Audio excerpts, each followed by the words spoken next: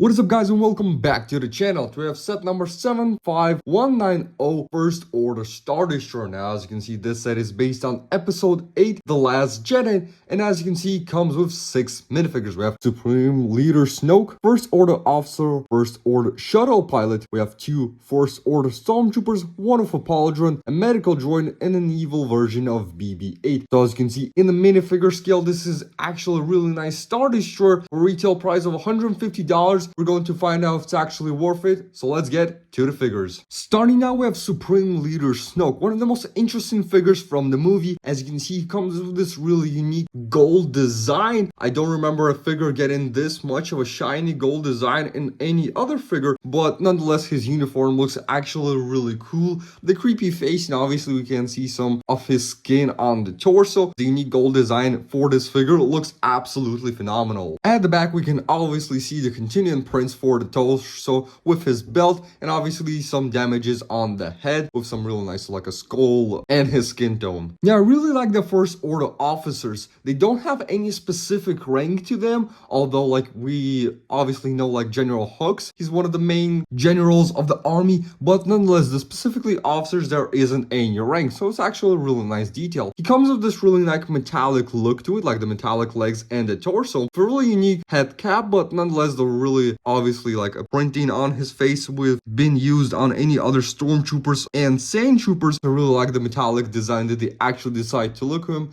Next with Snoke looks absolutely incredible. At the back we can see the continuing prints of the torso and obviously the really unique head cap, which as you can see with the back there's a really cool head. Just looks actually real incredible with the character. Now the First Order Shuttle Pilot, it's a very actually strange name for this character, especially if his piloting in this set a Star Destroyer, but nonetheless he obviously comes with a pistol like we got in the First Order Officer. I really like the print on his face. It's a really nice regular gunner face, very accurate for this kind of minifigure. I really like the open helmet. There's like a closed version of it in the battle pack, but as you can see it's an open version of the helmet from the battle pack. The really regular printing on the torso looks very matchable with the hat and the face print. At the back we can see a little bit of printing and obviously a big version of the egg gunner helmet. Next up we have BB-9E. So this is a version of a BB-8 but a recolored one. It's actually really expensive, around $10, but nonetheless the version of this looks actually really cool. Every like recolored Imperial droids are valuable very nicely, but nonetheless he comes with this really same design as we got in the BB-8, just a recolored Empire version. And obviously on the back we can see the fully detail of him. He's printed 360 degrees, same on torso,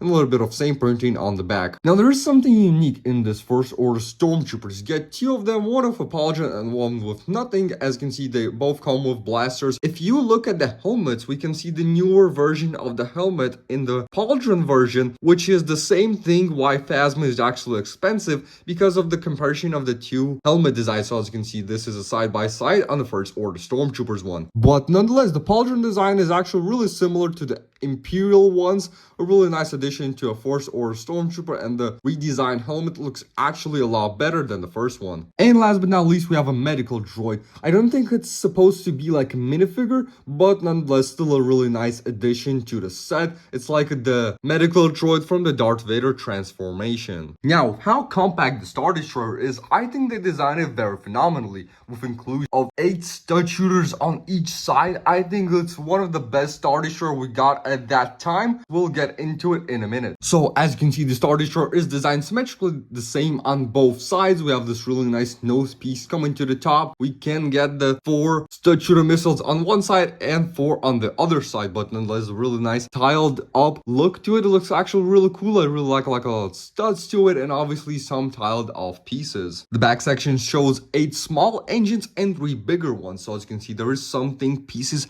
I thought they actually do something, but they don't. In 2014 version they actually did something, but in this set they didn't do anything. I really like the curved piece to it, like the holding position of the engines looks actually really good, like the covering them. The top section of the Star Destroyer is actually really cool. There's like those black pieces. I think this is basically where throne room is actually located. As you remember in the movie there are some covered black tails. Now basically I think this is the main section of the Star Destroyer where basically Snow throne room is located. And as you can see at the front we have the handle for the Star Destroyer. Destroyer. Now getting into the interior is actually really easy and smart. You can't just put the main panels away because they're locked up with the main section on the top. So by pushing it to a little bit to the front and to the back, as you can see, it opens up the panel from the top, and by that you can open up the two main panels. Now for me, I think this is the best bridge design that I've ever seen in a LEGO Star Destroyer.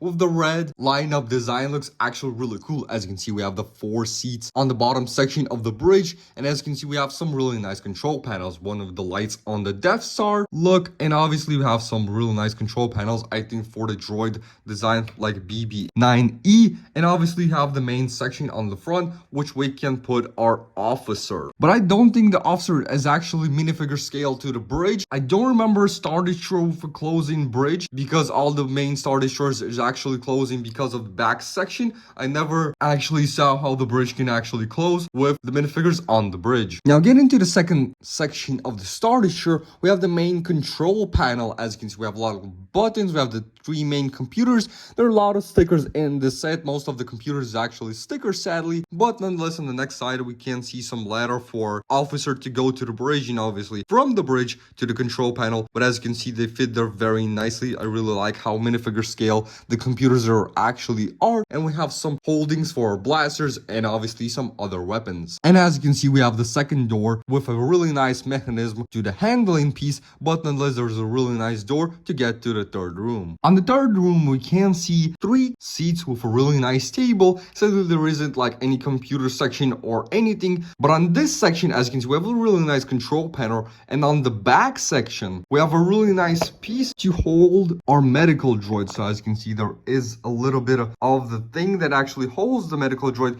because the medical droid just can't stay in a holding position. Like if you move it, he actually moves too, but in the holding position the medical droid is actually supposed to be in this control panel. So as you can see, this is specifically stand for a medical droid. Now as you already can see, there's a really nice elevator in that room. It's obviously sticker design, but nonetheless we can put our Snoke minifigure on the elevator, and as you can see, there's only stand for 1 minifigure, and by pushing this red piece we can actually move the Snoke minifigure to the top of his throne room. Now in Snoke's throne room, as you can see, there's a little control panel, and we have the Palpatine holocron, but nonetheless it actually looks really cool that they decided to add this little nice detail that Snoke is working for Palpatine, and that's in the set. It's a very nice clue that we see in The Rise of Skywalker, the last movie, that Palpatine will return. And as you can see, by closing the Star Destroyer, you can only put Snoke in like a little, not seating, but in a more sleeping position. But nonetheless, the elevator design is actually not really cool, because if by pushing this red piece, the elevator actually is not very stable, so you have to pull up by the Snoke's feet to actually pull the elevator to the top. Now just to give you guys an idea how strong the Star Destroyer is, just to let you know, there's 7 layers of pieces actually laid down. So as you can see, this is a very nice and very strong Star Destroyer for the playsets. Now alright guys, I put in all our characters to the Star Destroyer to see if it actually closes with them. Sadly the bridge will not close if you put minifigures in it. I think in the seating position they actually can, but let me just try to close it with the minifigures there.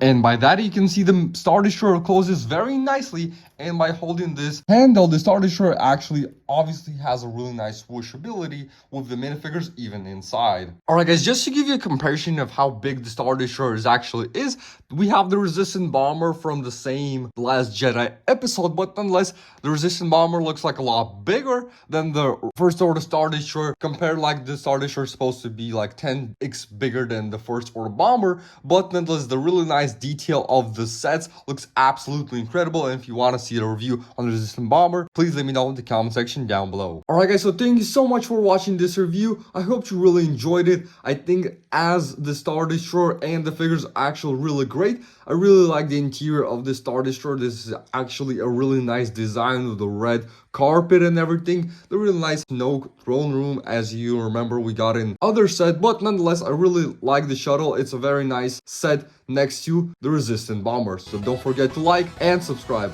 and I'll see you legends in the next one. Peace out.